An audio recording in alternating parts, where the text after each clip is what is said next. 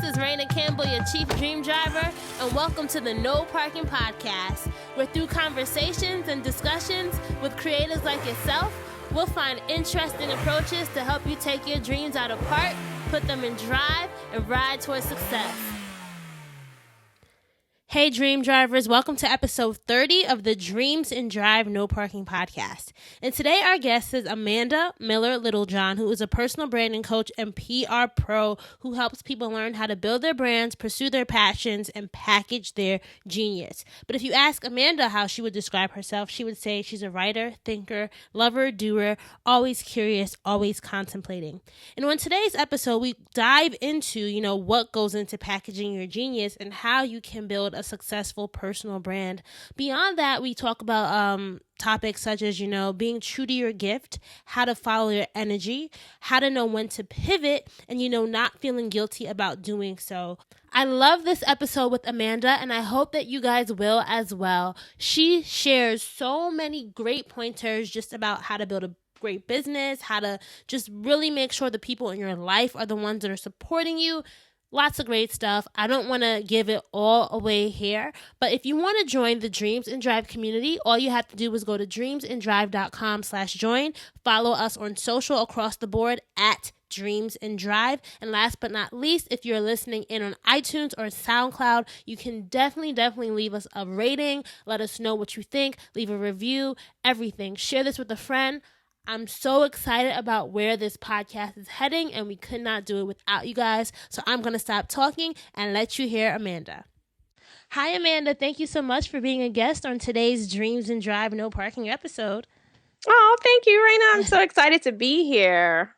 I'm excited to have you on. I love all the work that you've done. And I know back in the day when I was researching, I said back in the day like I've been doing this a long time. last year, when I was researching different personal branding influencers and people who were really trailblazers in the field, your name was like one of the first people that came up. So it's good to finally have you on the show to talk about your expertise to our audience, our dream drivers, I should say. Well, I'm so thrilled to be here and to share with both you and them. So let's get right into it. As you know, I love to go back to childhood with our guests. So tell me, Amanda, what inspired you as a child? So if I had to say, hey, as a child, Amanda was blank blank, how would you respond?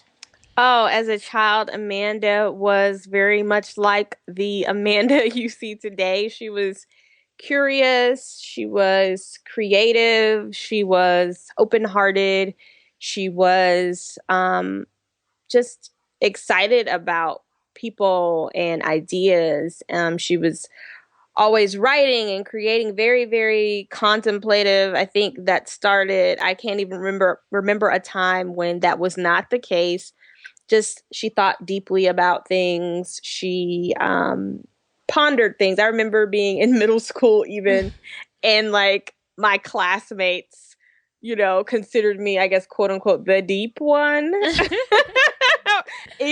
By middle school standards, how deep can you be? But I think that is something that's kind of always been with me. I've always been a person who had her own thoughts, spoke her own mind, and was true to herself. And I know you used to journal, right?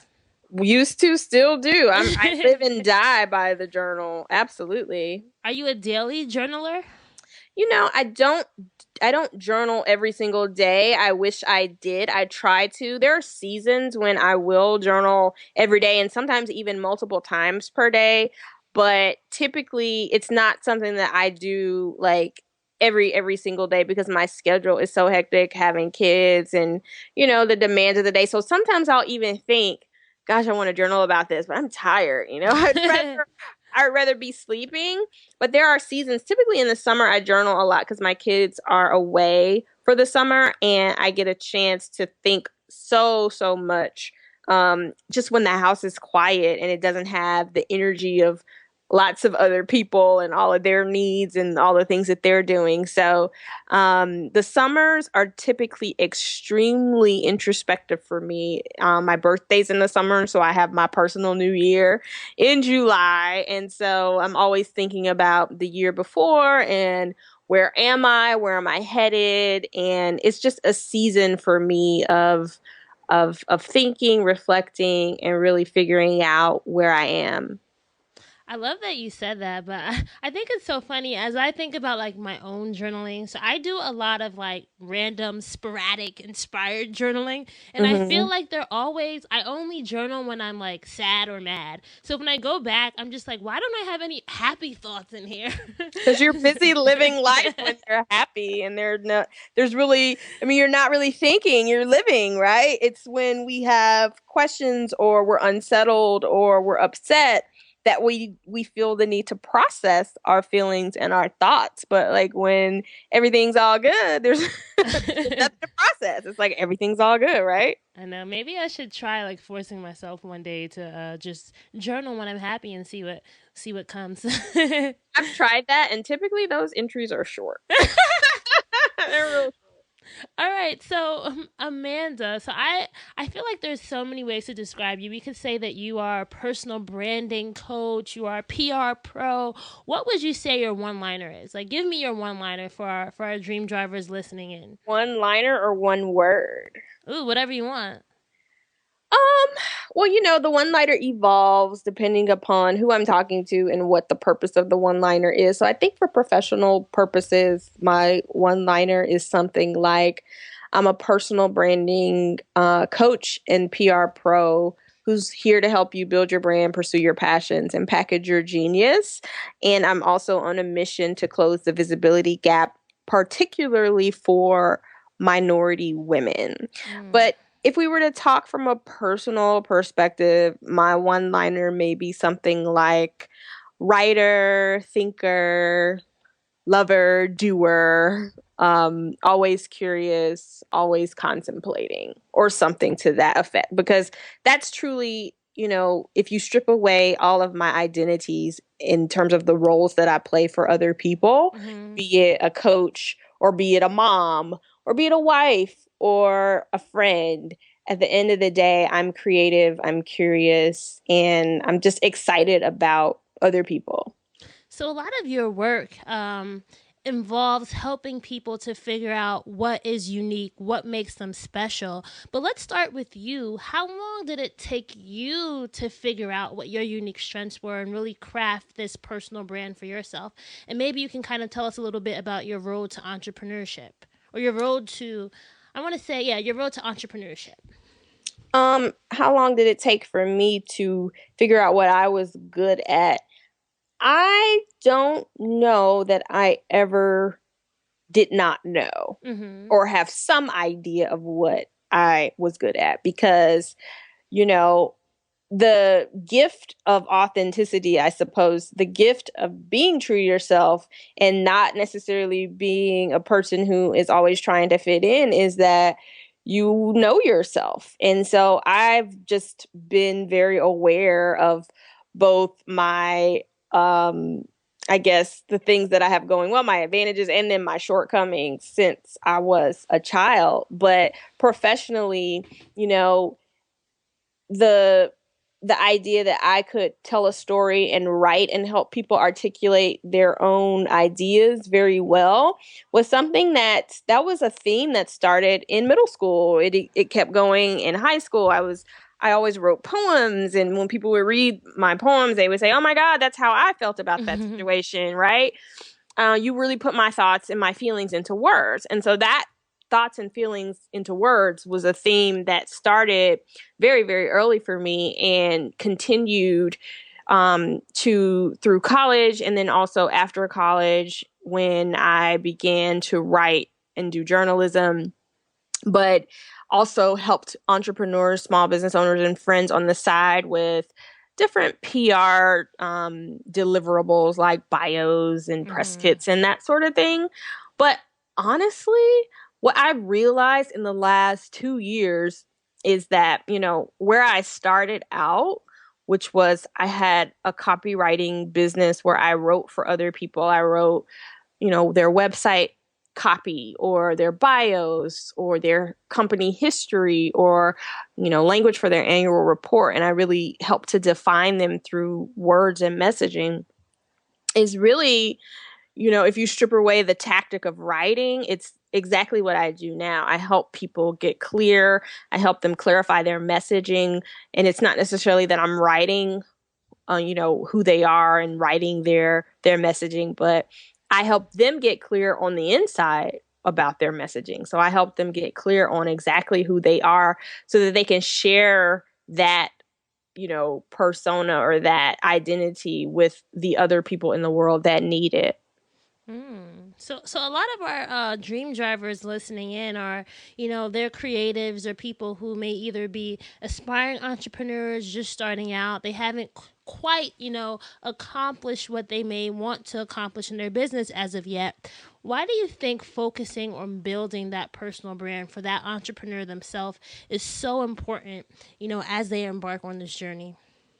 Well, I don't necessarily think that building your personal brand is like the first thing that you need to do for someone who's trying to figure out what they want to do. I think doing something and really, getting clear on what you want to do, what you're good at, what value you add to other people and to the world, that's the real priority. So experimenting, having lots of experiences, participating in your community, volunteering your services, getting clients, getting different types of clients, like having experiences, knowing yourself enough to know where you get energized and where also you can find that intersection of where you get energy and then where other people find value from you. And I think after you know that, then the brand building piece is critical because it's just a matter of making sure that the people who need you and the people that you would enjoy working with the most, or the companies or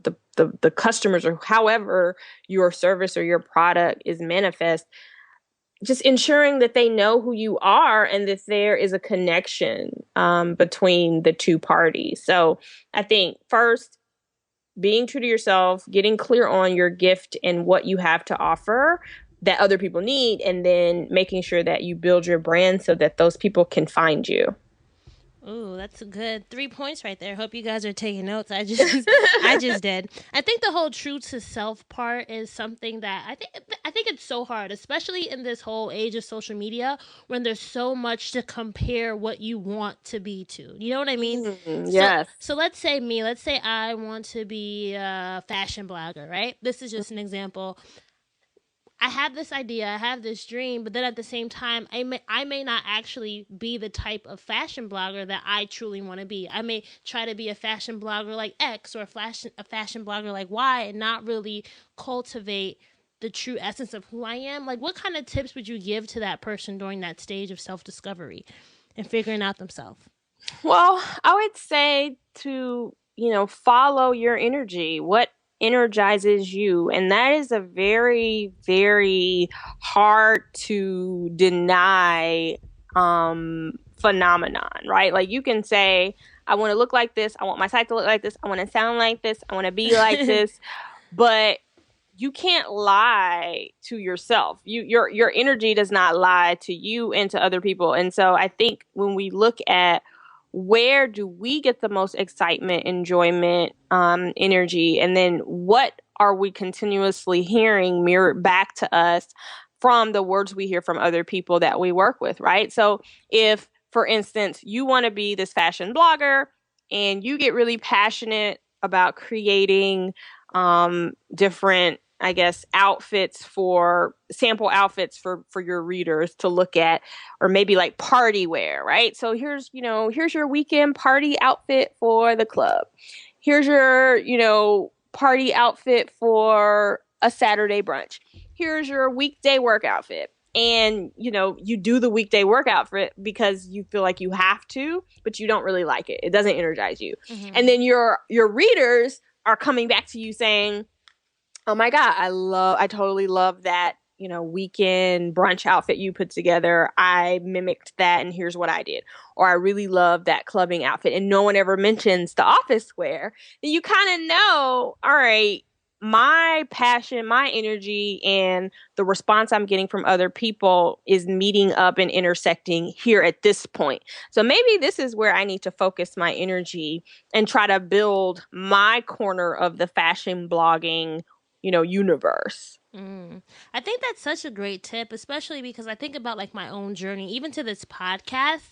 I feel like I was neglecting that voice in my head that told me what is it that I really love to do. So I had like the brand maker series on RainaCampbell.com. I don't know if you remember that. I used to like interview I do people remember and that. then, write up transcribe the interviews, but I realized there was a part of me that was missing from that. I really love talking to people. And when you're writing an interview, when you're transcribing it and putting it up, sometimes you have to edit out stuff so that people don't want to read as much as they would listen to. Does that make sense? So Absolutely. then People are lazy. I know. So It's work to read, right? it took me a long time, but I really feel now that with the podcast, I'm really able to share those stories. Because at the end of the day, I really think I'm a storyteller at heart, and I love sharing other people's stories. So it's funny how, and for anyone listening in, I think that it's a process, right? You may not get it at the beginning, but even I know with your own story, right? It evolved over time, as you mentioned in the beginning. So anyone listening It's evolving. yeah.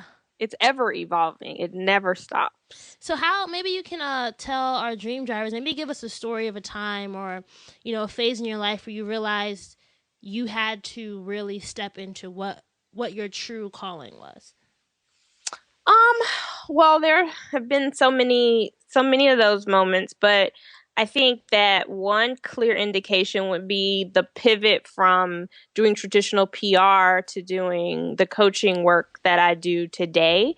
And that was a really big shift for me. And it was scary because I had, um, found a measure of success doing traditional PR. I had made a name for myself, because that's what I do, right?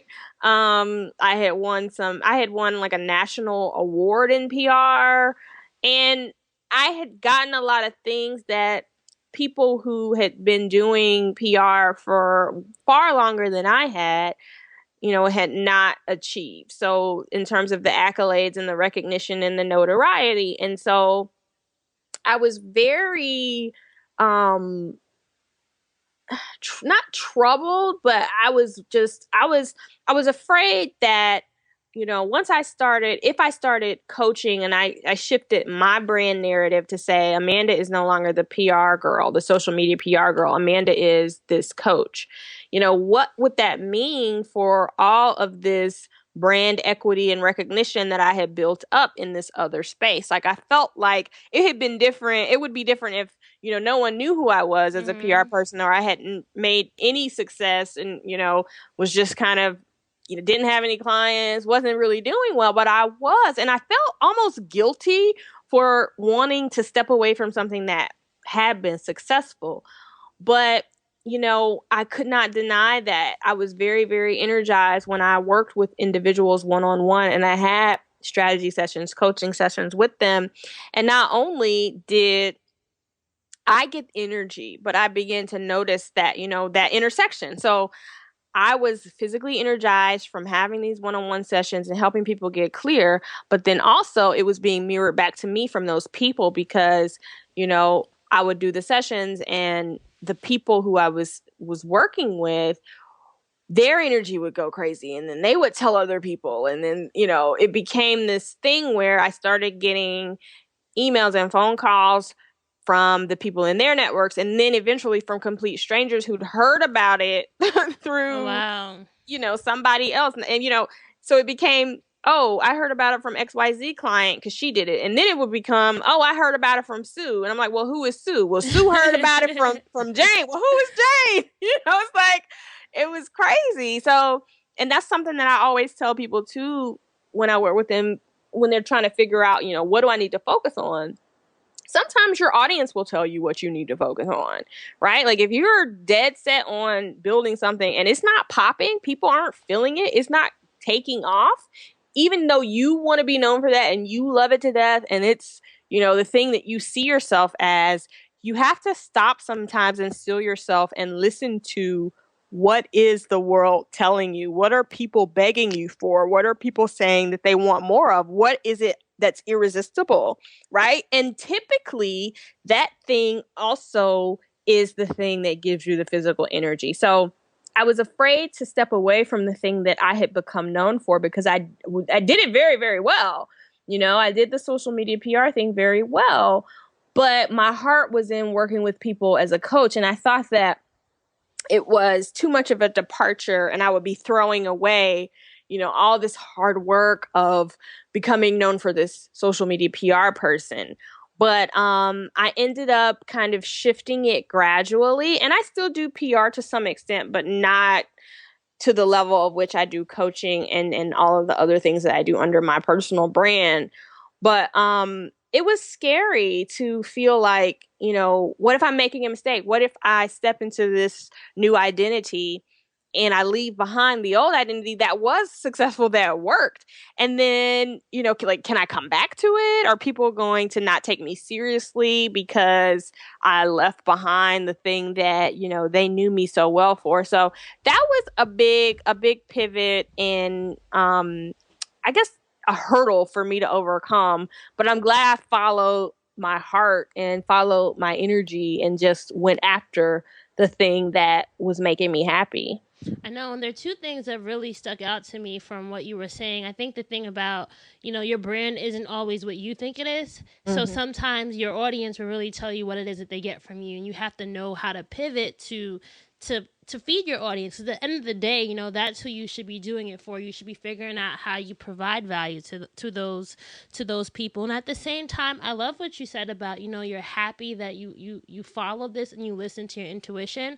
But is there anything that you miss about that phase in your life, or that solely PR, social media phase? Not really, because I still do it. Mm-hmm. It's still integrated in what I do, but it's not the thing that I hang my full identity on. So I'm not promoting myself as you come to me and, you drop all of your your needs here. We're full service. We do XYZ. Sometimes I think about it and I reminisce fondly on it, and I still, to some degree, identify with that world, but it's funny because I feel like my impact is so much greater now because I'm talking to people who not only need PR, but who are just in need of clarity. Like, it's a much broader conversation. Because everybody needs clarity, and so many people are trying to figure out what they should do with themselves, whether they are running businesses or just thinking about starting businesses. And so honestly, it's opened up the client pool a lot more, because instead of only targeting myself towards like larger businesses that need a full service PR firm, I'm talking to anyone who needs inspiration, motivation, clarity, strategy. And so it's exciting to get to talk to so many different kinds of people. And in that way, it's impossible to get bored because I'm a creative. So, we get bored. Get bored easily when things are too routine. That leads perfectly into the next question. So as I was researching, doing my research as any good podcaster would, I think on one of your about pages, you listed your personality type, which is INTJ. So for our listeners, I want to tell you guys some famous INTJs that I found on the site 16personalities.com. So I don't know if this is the most accredited one. So we have Christopher Nolan, the director, Colin Powell, Elon Musk, Arnold Schwarzenegger, Vladimir Putin, Michelle Obama. Hey. I don't know who the rest of these people are. Tywin Lannister from Game of Thrones. Okay, that's random. But anyway, the question is, I think like how much actually I forgot what I was gonna say. Oh my gosh. I got all involved in looking this up. How much does personality type factor into? Oh, and now I know. I had to scroll up. So they summarize the INTJ personality as being the architect. And that's what I thought was so interesting, because as you're talking, I feel like you like helping people figure it out, right? I do. And absolutely. That was the point that I wanted to ask you, is how much do you think like the whole idea of being an architect plays into, what you do now, what you feel like brings you the most fulfillment?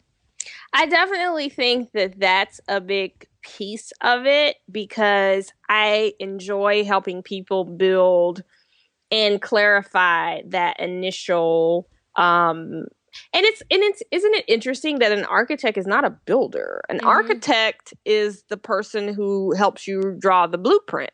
And that's exactly what I do. I am the person who helps you put your vision into a format that you can build it, someone else can build it, it can be built, right? So it takes it from the ethers of your imagination and, something that was only theoretical and puts it at least down on paper so that you yourself can see that it's possible, that, this is how big it could be. These are the dimensions. This is what it could look like. This is what you could do with it. Like, Mm-hmm. look at this building. We have room for, a fountain out back or a small lake. Later in 10 years, you could build out and include that here, or you could add on an extra level here or whatever.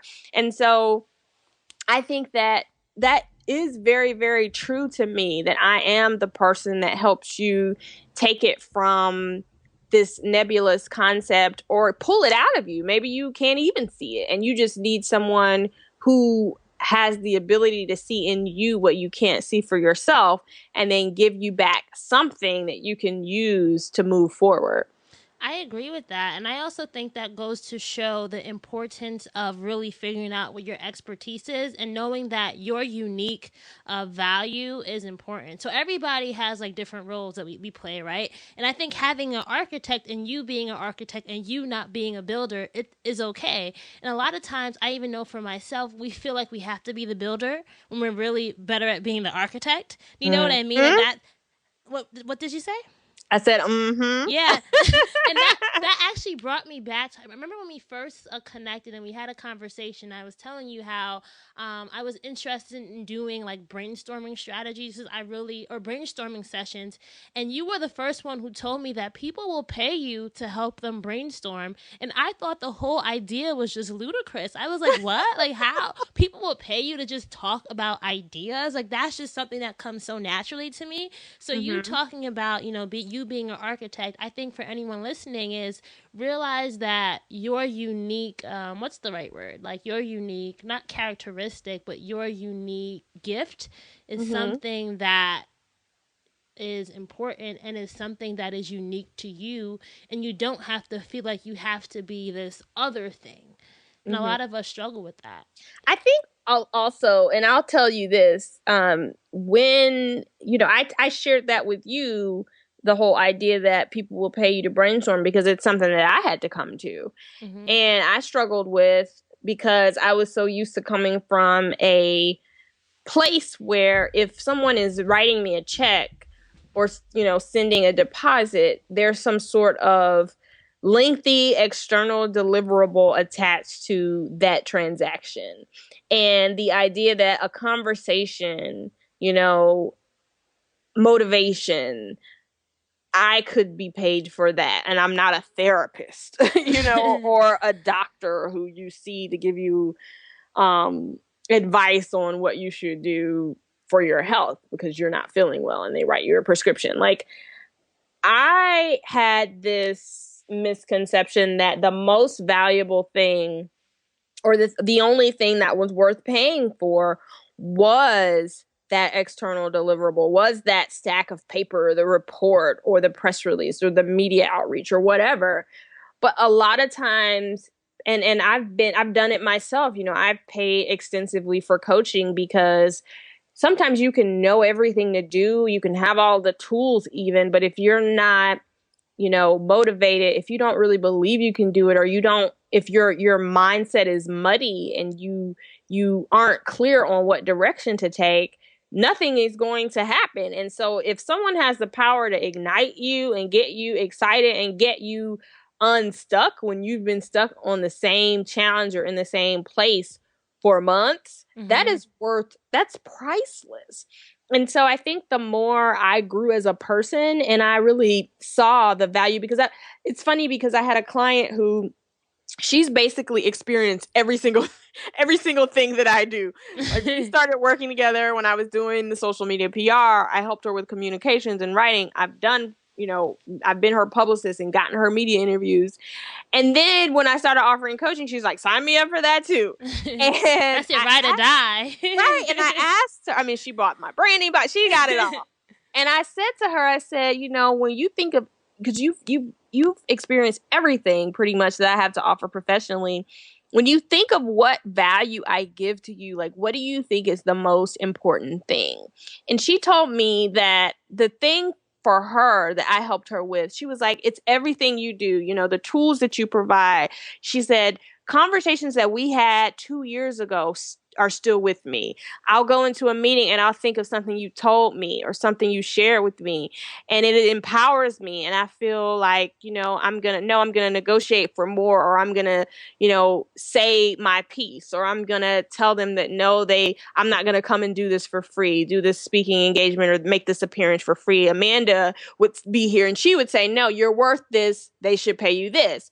And so she said that the thing that has been most beneficial is just helping her see herself, helping her see her possibilities, encouraging her that she could do it, and just motivating her. So not, oh, you got me in the Washington Post, which I have, but that. And so that was mind blowing to me, that someone who I had done all of these other things for, helped her grow her social media following, just helped her and do all of these tactical marketing and PR things. The biggest thing she's taken from me is the fact that I am a thought partner and someone who motivates her and encourages her and sees her clearly and sees her possibilities clearly, and in turn helps her to see her possibilities clearly. And I think that is, if you think about it, that's a great moment, because it also just goes to show you that the brand that you want, that core, how you said when you think of yourself personally, you think of yourself as a writer, a thinker. I feel like that also is expressed by what she said. So I think that's also really good. But along those lines, Amanda, you work with a lot of entrepreneurs, especially, women of color or minority women, as you said earlier. What's a common mistake that you think many people that come to you make when they're trying to build their brand or already building it?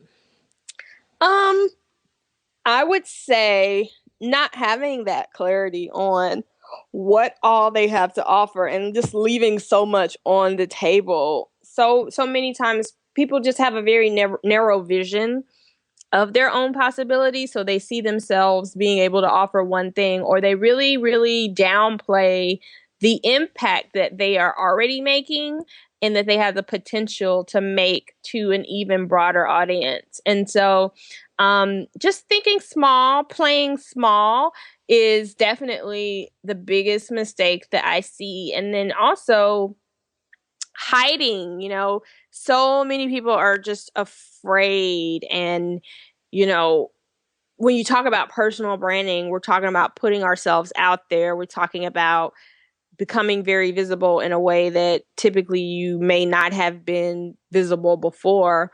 And it makes people uncomfortable to have that sort of attention placed on them. And so they end up hiding because it's unfamiliar. Sometimes they'll eventually come around, but a lot of times, even though they know what to do, they will procrastinate or put it off, or, say that they're not ready when in fact they are. Or sometimes it's fine to just not be ready and to just move forward, right? And so I would say just downplaying what all that they have to offer, and having too narrow of a vision of their own possibility. So how did you help a client who was, let's say, afraid and just hiding? What did you do that helped them get out of that shell they were in? Helping them to see that they are afraid and hiding. So a lot of times when people are afraid, if just doing an exercise through which we talk about where is this fear coming from. And, very recently I have a conversation that pops into my mind. I was talking to a woman who works in corporate she works in a corporation. She works at Walmart. And, she had all of these goals that she wanted to accomplish. And she had gotten pretty, far up the chain, but she's still climbing. And I was asking her what was keeping her from taking this one specific step. And I think she mentioned it was fear of her failing and not getting it right and taking this role and messing it all up and just not being prepared and, embarrassing herself. And so I asked her, well, have you taken a job in the past, messed everything up, embarrassed yourself? Like, where's this fear coming? Like, why is this such a vivid fear for you? And, when she realized that, no, that had never happened. There was no basis in the past or in reality. There was nothing on her track record that would suggest that she would even find herself in that situation, because that's just not how she rolls, like she gets into a situation, she gets into a role, she figures out what to do, she excels, she works hard, she stays late, like whatever it takes to excel. Like some people, I think if you're flaky and you're just not really skilled and you don't know how to learn and, it takes you forever to learn, then yeah, maybe that is a valid fear. But for someone who learns quickly, is always kind of moving ahead, getting promoted, getting elevated, can pick up concepts fairly easily, is willing to stay late and work hard until they get it right, is constantly being told that they're going above and beyond. Like that's just not even a fair fear to have, because it in what circumstances would that be the case?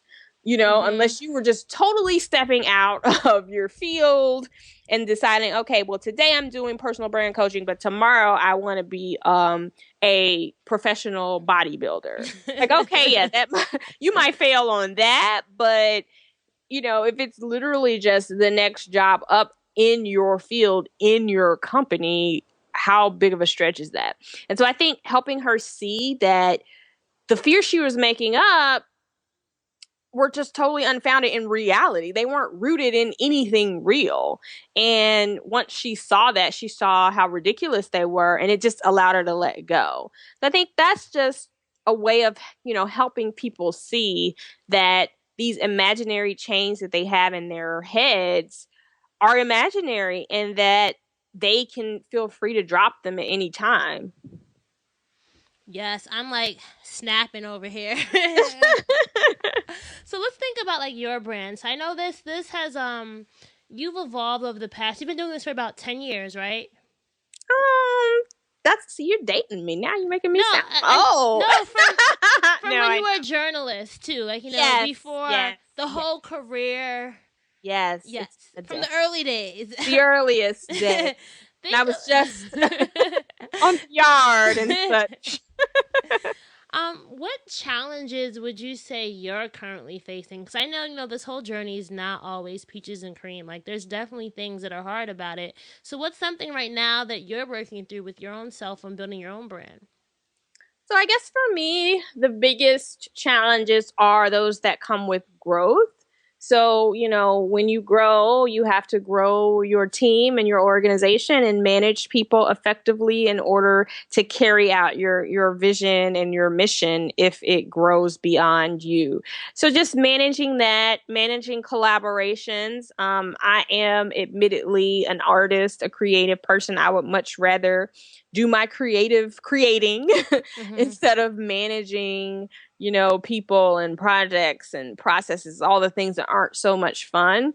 So I think that's definitely a challenge. And then just, making sure that I am always not only staying on top of the work that I'm doing for clients, but staying on top of my vision for what my brand stands for. And I think when you have a personal brand, it is, even though it's a business, if you've monetized your personal brand and it's a business, it still is very personal because it's you. So really trying to divorce myself from, completely anyway, from successes and failures as personal successes and failures, and trying to kind of keep them compartmentalized as this is what the business is doing. This is what I need so I can be objective, because when you don't get an opportunity or something doesn't work out and it's hinged on your personal brand, it's very easy to take it personally. Mm-hmm. So I think those would be the main things. What you last said is I think that's so real when you have a personal, I want to make sure I said it right. You said when you have a personal brand, and you know what, basically you guys know what she said. I don't want to screw up the quote. When your personal brand is your business, so it's how you earn an income. I know, and that is definitely the hardest thing. And I was talking to another guest, and at one point, actually no, I wasn't talking to another guest. I was talking to Nicole of Exo Nicole. Mm-hmm. She, if you know her story of how she had Nicole Bitchy, and she kind of walked away from that whole lifestyle because she realized that her personal brand was becoming associated with the brand that she had as Nicole Bitchy. So sometimes it's so hard to balance those two, especially because people won't always differentiate, right? Exactly. And sometimes you'll then absorb what people are absorbing. So that's definitely really hard too. Absolutely. And then, you feel bad about something that someone said or didn't say or did or didn't do. And, it can be easy to get in your feelings and feel a way about something when ultimately, if, this was your company and it wasn't your name and it was literally just, customer complaints or whatever, you would just chalk it up to doing business. Like, that's just what happens. So it can be harder when the product is you.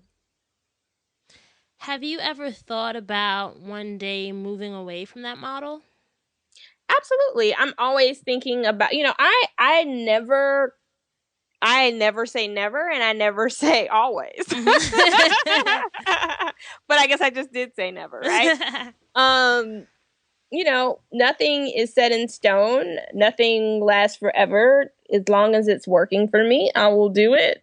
And when I don't think it works for me, I probably won't do it anymore. I don't know what the future holds, but certainly I'm looking forward to continuing to diversify what I'm doing so that I have entities and products that live beyond me and, can be extended and disseminated by newer, younger, fresher brand ambassadors. And it won't necessarily rely on just me personally, but just maybe the power of the name that I've built up. But absolutely, if it no longer works, I'm not a fan of forcing anything, relationships, business collaborations, nothing. Like if there is not a sense of ease and if it doesn't flow, for me, I really try to listen to. I see that or hear that and take that as God rerouting my steps, and putting things into my life or taking things out of my life that may not be a fit. So nothing is set in stone, and I hope to continue to evolve. I think that that's one of the reasons, or that's been one of the keys to my success, is that I'm not afraid to pivot. I'm not afraid to fail. I'm not afraid to evolve, as technology evolves, as, my network evolves, as new opportunities become available. I try to take advantage of them and just see where things take me. And I also want to say, I think you're not afraid to package your genius. I am not. So when you feel like giving up, like what keeps you going? I know I follow you on Instagram or on Facebook, and I love seeing the posts with your sons and like how one of your sons really loves music. I'm like, maybe he could do like a little intro for my podcast or something. Oh my God. I'm so getting him to do an intro for me, and I would tell him he would die to hear someone else would like him to produce something for him. So yes, my kids absolutely keep me going, because they're just amazing and they're so excited about what I'm doing, and they're just such amazing little creatures in their own rights. Like they're incredible. Like, you would meet them and be like, wow, I can hang out with you guys. Y'all are pretty cool. They're smart. They have great conversation. They're bilingual. They play instruments. They're just very, very interesting. They ask great questions. They're very insightful. So definitely they keep me going. My husband is probably, I would say, the key to all of it. And I think I feel very fortunate having a partner who has been with me through all of these different chapters and phases. So, I can tend to have a very short memory. Like, I will completely forget what happened last week. Like, I was talking to my friend the other day, and I was like, what am I doing with myself? What's next for me? What have I done? And she's like, what are you talking about? You're like taking selfies with Oprah. And I said, but that was last week. We're talking about this week. So I can tend to forget and just move on very quickly from achievements, accomplishments, from everything. And I think that serves me well in some degree, because I'm always striving, and I'm never satisfied. I don't rest on my laurels. I don't get comfortable. I don't take things for granted.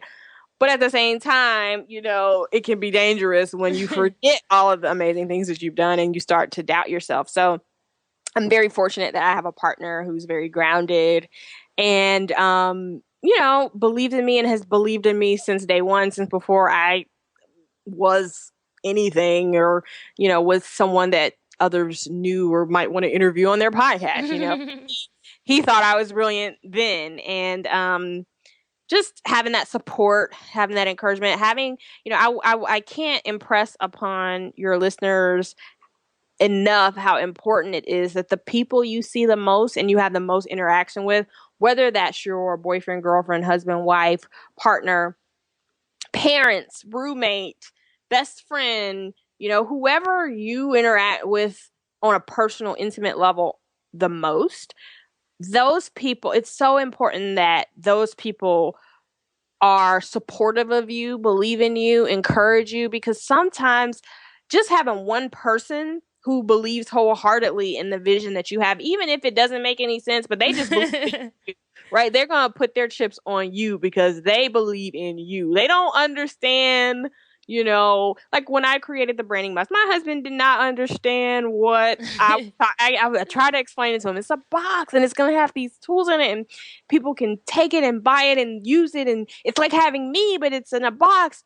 And he was like, okay, yeah, well, great. It'll be great. Right. But not naysaying, not saying, well, that doesn't make any sense. Mm-hmm. That's insane. Who would buy that? Who would want that? Who would use that?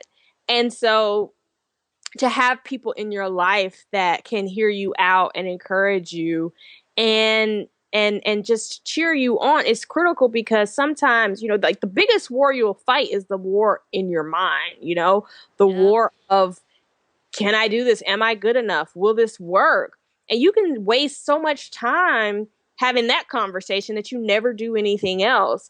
And so the more you can fortify yourself mentally, the better off you'll be. And I think a big key to that, to kind of quieting those voices, especially the ones of self-doubt, is to have people close to you in your corner that are encouraging, that are sowing positivity into you, and that are, encouraging and believing you and loving you. And, they'll give you real truth, real talk. They'll, tell you when something is crazy, but for the most part, they're supportive and they're not trying to detract you from doing something that is really important to you. And I want to add to that and say, I think sometimes realizing when people in your life are not doing those things, letting go of them might be the hardest thing. But at the same time, you'll gain so much. I know a lot of people listening may be thinking of that person in their corner who may be that negative seed in their life. And just know that in time you'll find the strength to like walk away, or to, really cut ties so that that person doesn't no longer has that effect. I think that's also important. I think yes, I'm crazy like that. Like, cut you off. No, not so much cut you off anymore. But, it doesn't have to be as extreme as, oh, let me cut ties with them. Mm-hmm. I just think that it's important that when you're building something new, when you have new ideas that you're trying to bring into the world, they're fragile and you're fragile. And so that's just not the time to share those with people who are negative. So if you have a friend or a partner who's negative and who always, has something negative to say, who's never done anything and doesn't see why you want to do anything, that's not the person that you want to have a 3-hour brainstorming session with. Maybe that's the person that you just go to happy hour with, you check in on them and they have their role in your life, but they can't come along for this specific journey in your life. And so I think you can compartmentalize and you can't expect everyone to understand where you are.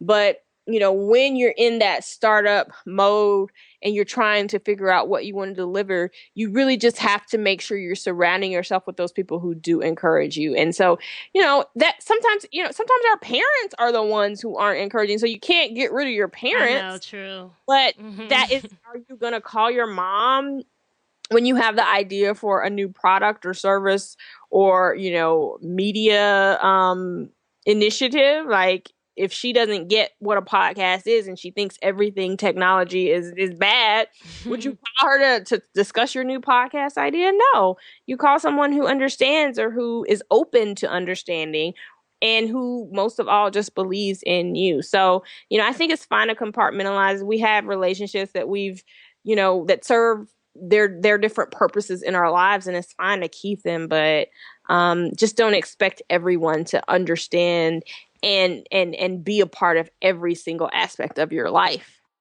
So that was a great way to end out our interview part of our podcast today. Let's go into our lightning round, Amanda. Are you ready? I'm ready. I guess I'm ready. This is always like my favorite part because sometimes guests it's always interesting to see how guests react. Although they got the question in advance, it's always fun to hear their first response. All right, so I'm going to give you a word. I want you to tell me the first thing that comes to mind when you hear it. All right? So one word or... I don't want to limit. Just tell me first thing that comes to mind, all right? And this is going to go with our whole dreams and drive gear shift metaphor. Got it. Park. Think and reflect. Reverse. Moving backwards and we could end it there. Moving backwards. All right. Neutral. Waiting to see what will happen. Drive. Moving forward at any cost. All right, Amanda. So, before you get driving, you need the keys to success. So okay, DJ Khaled. So tell me the 3 essential things that you think all aspiring dream drivers need in their bag before they hit the road. The 3 things that you need in your bag before you hit the road. You need clarity on your calling, clarity on what it is that you want to do. You need excitement around yourself and your idea. And you need, most of all, belief that you can do it. I think if you don't believe you can do it, that is a hurdle that you can never overcome. No matter how amazing what you're doing is, if you don't believe that it's possible, it's so much harder to make it happen. What would you tell to that person who's having a hard time finding that belief and that confidence in themselves? Well, I think that, if it's confidence, belief around doing something new, then it's always a good idea to look at the past and to really reflect on the things, the old things that you were able to do successfully, so you can remind yourself, that you've done amazing things before. You've had successes. You have been noted. You were able to learn something from scratch and build it. You are flexible. You are curious. So I think the more that you can reflect on what you've done well, it's almost like strengthening that muscle of belief in yourself. So maybe that means that she needs to start to journal and make a list and take an inventory of all of the amazing things that she's done, and then reflect on that whenever she's having those bouts of self-doubt about the new thing that she wants to try. All right. And where can our dream drivers find you online, Amanda? They can find me on my website, which takes you to every place that I am. And the website is just my name, AmandaMillerLittlejohn.com. And they can also visit my new initiative and endeavor, PackageYourGeniusAcademy.com, to learn more about my group training program and how we are helping women to close the visibility gap. Thank you so much, Amanda, for being our guest today. And this conversation was so lovely. And I know I started this saying I was going to try to keep it under 30 minutes, but you know what? Screw that. People who don't like long episodes. Deal with it. This podcast is not for you, okay? I was looking at the clock. I'm like, no, but I want to ask this, but we're having such a great conversation. So I just was like, you know what? Whatever. A lot of people who like longer podcasts. So maybe, maybe just like rock with the people who like the longer ones. I know. It's all good. That's the whole thing where I was trying to be like other people, right? And be true to yourself. Yeah. I talk a lot. My sixth grade teacher. I know. My sixth grade teacher gave me the nickname Chatty Cathy. And I am realizing that now, that it can be a gift of mine. Right. Well, thank you, Raina, for having me. This was so much fun. I really appreciate the opportunity to share with you and to share with your listeners. So thank you for that. No problem. Thank you, Amanda. All right, so that's a wrap for episode 30 with Amanda. I hope that you guys enjoyed listening to her share her gems of wisdom about what it means to package your genius and how you can build a successful brand.